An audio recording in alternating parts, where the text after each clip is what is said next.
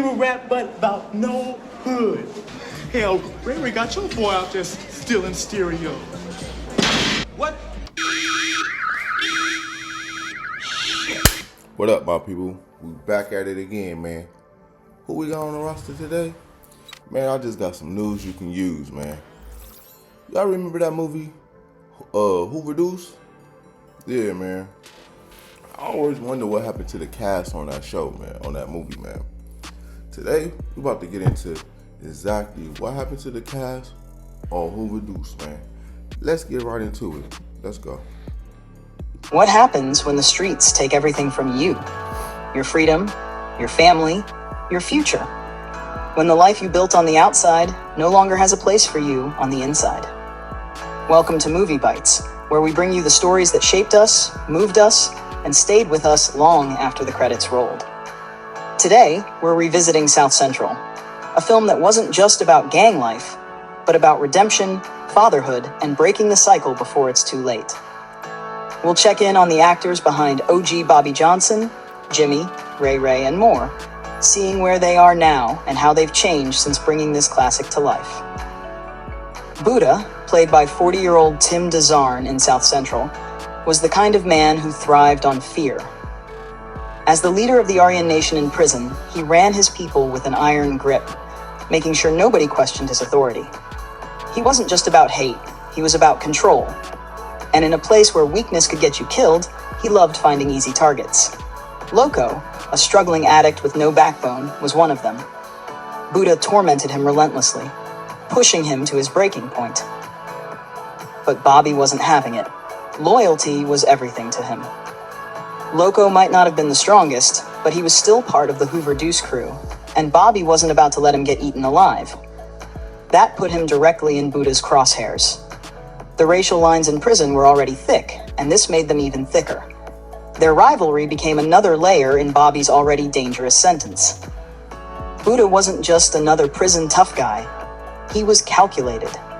He knew how to get inside people's heads, how to test them, and how to push them toward destruction. And Bobby had to decide. Let it slide and watch someone crumble, or step in and make himself a target. I ain't gonna lie, bro. He still kind of looked the same. Only thing is he's spotted now and he got gray. But he still got this. He's still.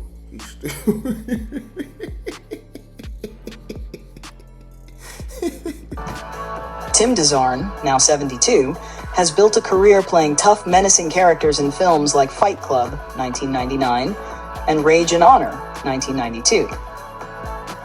Off-screen, his life has had its own challenges. He lives in Los Angeles with his wife and daughter, but in 2007, he suffered a devastating loss when his 18-year-old son, Travis, was killed in an auto accident. Bobby Johnson, played by Glenn Plummer, is the definition of a man caught between two worlds in South Central, 1992.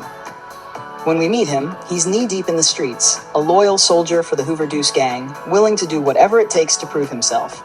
He's young, reckless, and dangerous, but he's also a father. And that's what makes his story so tragic. One bad decision lands him in prison, and while he's locked up, life doesn't pause.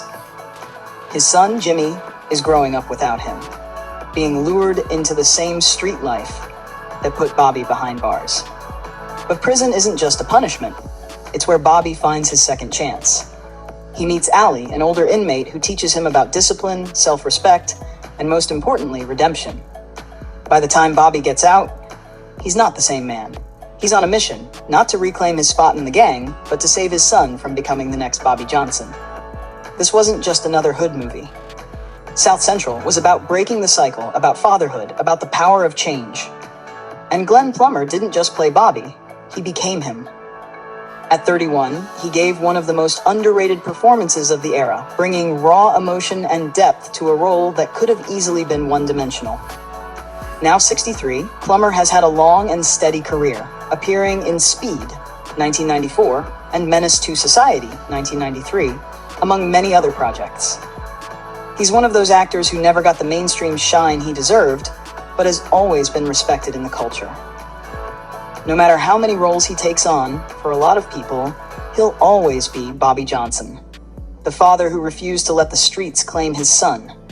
The man who walked away from the gang life, proving that redemption is possible, even in a world that doesn't make it easy. Carol, played by Larita Shelby, was a woman who had dreams, love, and hope. But life in South Central 1992 didn't make things easy. She was Bobby's girl and Jimmy's mother. But when Bobby got locked up, the weight of the world fell on her shoulders. At first, she held on, but as the years passed, the struggles broke her down. When Bobby briefly got out, we saw just how deep her pain ran. Hooked on drugs, lost in the same streets that took so much from her. And then Bobby was sent away again, this time for 10 years. Carol, left to raise Jimmy alone, simply couldn't. She was too far gone, and with no real guidance at home, Jimmy did what so many young kids in South Central did. He turned to the streets. The Deuce Gang became his family, and just like that, another cycle began. Carol wasn't a villain. I ain't gonna lie, she aged good for she aged it real good. She 59 years old. She aged real good. She aged real good for sure. She was a victim of the same environment that consumed so many. Her story was tragic, but it was real. Larita Shelby was just 26 when she played Carol, and though South Central is her most memorable role, she has had a steady career. She's appeared in films like Black Sheep, 1996, and No Way Back, 1995, among others. Today, at 59, she's still active in entertainment, but for many, she'll always be remembered as Carol, the woman who tried to hold on but couldn't escape the weight of the streets. Ray Ray, played by Byron Minns, was the kind of guy who had power in the streets.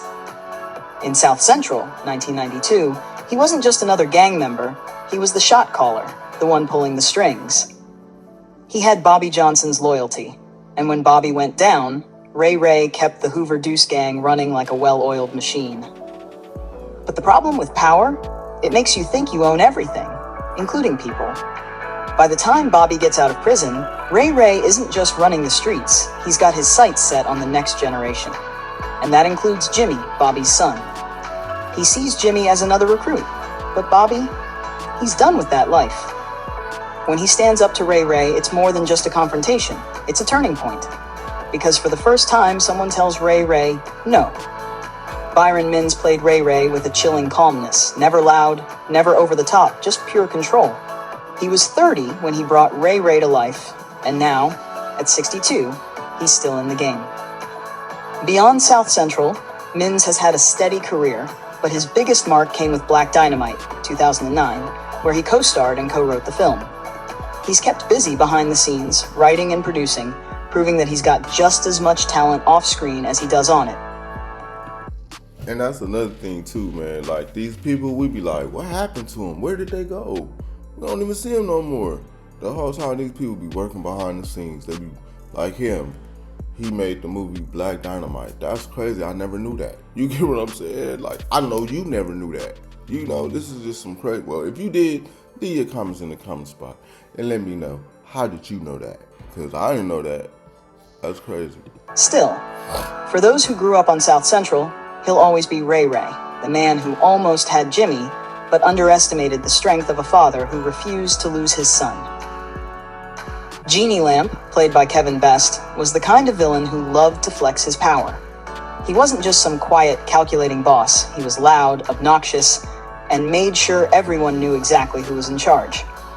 A Kansas City pimp, club owner, and drug kingpin, he controlled South Central's underworld with money, muscle, and sheer intimidation.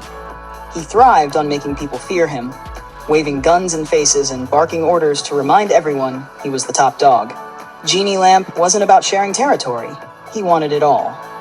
The Deuce Gang was in his way, and Bobby was his biggest problem. Bro, if I was to see this man today looking like this at 66, I would never know who he is. I would never know he played in this movie because he went from a dark-skinned nigga to a light-skinned nigga.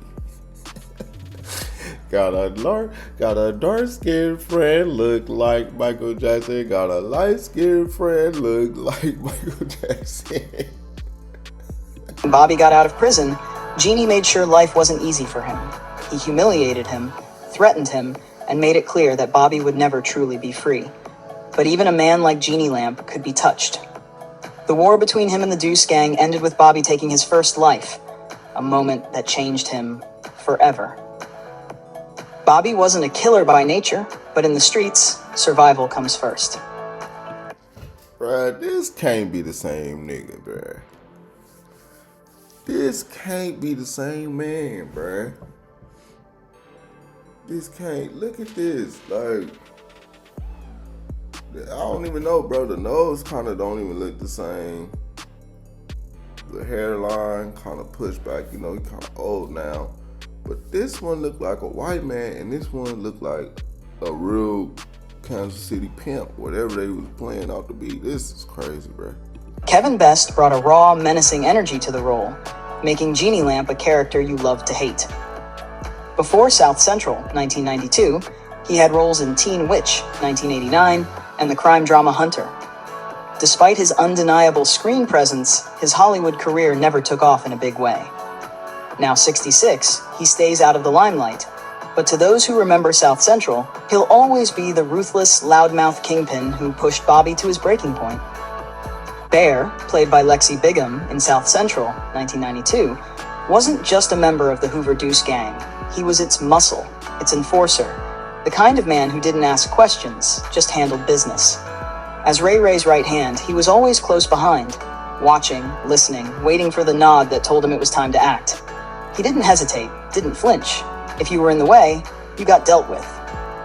But Bear wasn't just a follower. He believed in the life. The gang was his family, and in his eyes, loyalty wasn't about friendship. It was about power, about never showing weakness. So when Bobby went to prison and started preaching a different way, Bear saw it as betrayal. Bobby wasn't just turning his back on the gang. He was questioning the very foundation they built their lives on. Bro, I never knew that this dude had passed away. I didn't know this dude was dead. I did not know he passed away, bro. This is crazy. What? And in their world, that couldn't be forgiven. When Bobby's own son, Jimmy, started getting pulled into the streets, Bear saw him as just another soldier in the making. A kid without direction, easy to mold. But Bobby had other plans, and when he tried to pull Jimmy out, that put him directly in Bear's path. It was a clash between two men who once stood side by side, one trying to break the cycle, the other reinforcing it. And this picture is like, whoa, bro, like, look, he young here. So he passed away, like, right around this time when the movie was out. That is crazy, I never knew that. Lexi Bigham had a knack for playing characters like Bear. Tough, uncompromising, men who lived and died by the code.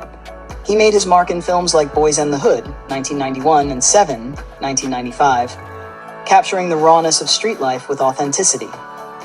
But in South Central, Bear remains a symbol of the unwavering loyalty to the streets, a man who lived by the code and never questioned it. Ken Dog, played by Baldwin Sykes in South Central, 1992, was all about the street life, wrapped up... Wait, bro, why they didn't tell us about what happened to him? They didn't even tell us about how he died or nothing, like... Oh, bro. ...in the hustle and the code of the Hoover Deuce Gang. A car enthusiast with big dreams of getting rich, Ken Dog loved the thrill of the game, and like many in the gang, he didn't think twice about bending the rules to make things happen. When Bobby, fresh out of prison and trying to stay under the radar after killing Genie Lamp, was laying low, Ken Dog wasn't about to let him hide forever. He convinced Bobby that the heat had died down and that he could start living his life again, free from the watchful eyes of the law. Loco, ever the follower, was right there alongside them, eager to get back to his old ways. But their plans went south when they were caught by a policewoman masquerading as a hooker.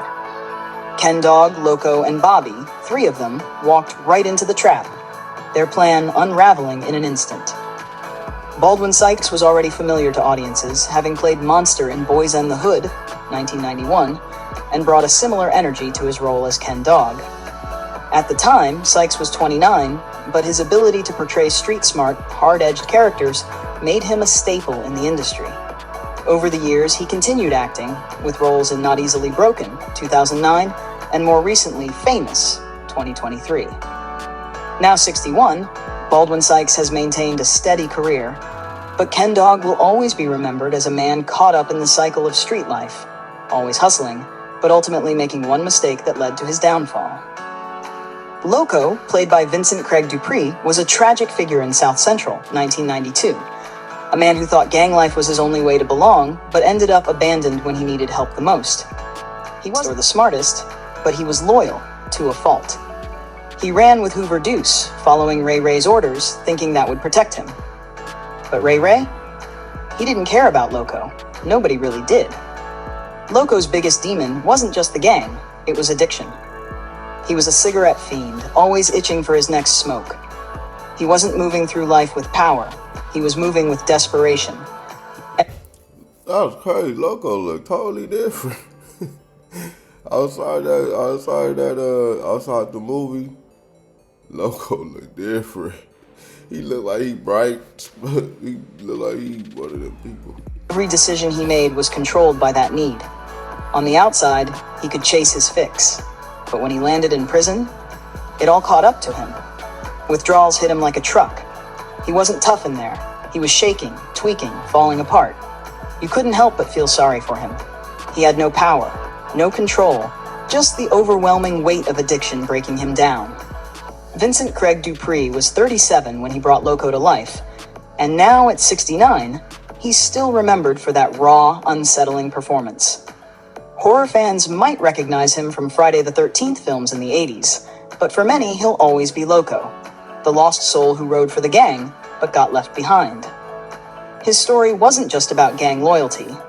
It was about how addiction makes you a prisoner long before you ever see a cell. Nurse Shelley, played by Starletta DuPois, was one of the few bright spots in South Central, 1992. Even in a world filled with gangs, violence, and struggle, she represented hope, kindness, and second chances. As a dedicated nurse, she wasn't just there to do her job, she truly cared. When young Jimmy was wheeled into the hospital after being shot, his life hanging by a thread, Nurse Shelley didn't just treat him like another patient. She saw a child, a lost boy caught in a cycle of pain, an addict mother at home, and a father locked away. Oh, she's 83 years old? Oh my God. She aged good for her. Bro, think about this. She was 51 when she made the movie. Now she's 83 in 2025. Bro, she aged good. She did it, man. She must have been drinking that. She's been drinking a lot of good fruits and juices. For Nurse Shelley, Jimmy became more than just a patient. He became a mission. She nursed him back to health with genuine compassion, making sure he felt safe and cared for in a way he hadn't before. But she knew healing his body wasn't enough. His life needed saving too. She wanted Jimmy to see that there was a way out, that he didn't have to follow the path laid out for him by the streets. Even after he was discharged, she helped connect him with people who could guide him toward a better future. Starletta DuPois brought warmth and depth to the role, just as she has throughout her decades-long career. With more than 90 film and television credits, she's been a constant presence in Hollywood, from The Color Purple, 1985, to The Wire. Now 83, she continues to thrive in the industry, proving that true talent stands the test of time. Jimmy, or J-Rock, portrayed by 14-year-old Christian Marquise Coleman in South Central 1992, was a tragic reflection of how the streets can claim a young soul before they even get a chance to grow. Born to an addict mother and a father in prison, Jimmy never had the stability he needed. His father... I always hated the way that they made this kid wear this hat. Why's your hat like that? I don't remember wearing my hat like that in 92. I don't. It's a cornball. Like, come on, man. This look crazy. Like, father's incarceration kept him from ever knowing his son. And when his dad returned to prison, there was no one left to guide him. Turning to the Hoover Deuce gang for a sense of belonging, Jimmy started by stealing car stereos. In his world, survival meant doing whatever it took, and without guidance, he became just another product of his environment.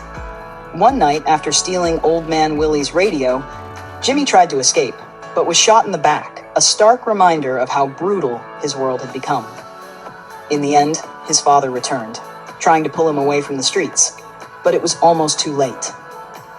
Christian Coleman's performance as J-Rock was raw and real, capturing the pain of a boy lost in a system that never gave him a chance. Now 47, Coleman's own life mirrors his character's struggles. After a promising start, he's now serving a 20-year sentence for a crime committed in 2016. It's hard not to feel for him, knowing the potential he had and the tragic path his life has taken. Like J-Rock, he was a young man caught in a cycle that was difficult to escape. That's it, man. That's all we got. Man, what's up with this? Some of the people age good, some of the people age whatever, but I want to get into this last one with the kid, J-Rock. Bro, it's like he actually started, I don't know what the crime was that he got committed of, but whatever it was, for you to get 20 years, it had to be serious. It had to be serious, man. So I'm looking at it like, bruh, 20 years, you played in this movie or whatever, and then you wait till you turn 47 to commit a crime and go to jail for the rest of your life, or he probably was older. I mean, like he was in his 40s for sure.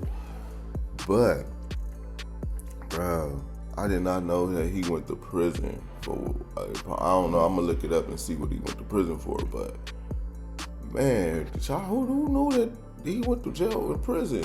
You know he went to prison, man. Leave your comments in the comment spot, because this is mind-blowing, man. But, yeah, man, that's all we got, man. Then and now. The then is crazy, and the now is wow. So, man, leave your comments in the comment spot, man. You like this video? You don't? It's cool. Maybe you'll like the next one. For all my new subscribers, man, I truly appreciate everyone. I truly appreciate you guys, man. For real, from the bottom of my heart. Because I'm really not a YouTuber. But only thing I'll say is I got some news you can use. You hear me? So, man, with that being said, love yourself. Take care of yourself. Stay focused. Stay out the way, man. Or you gonna end up like J-Rock. Straight up. You know J-Rock on this movie, man. Boy doing 20 years now. At the age of 47, I don't think you want to do that. We up out of here, man. Leave your comments in the comment spot. We gone.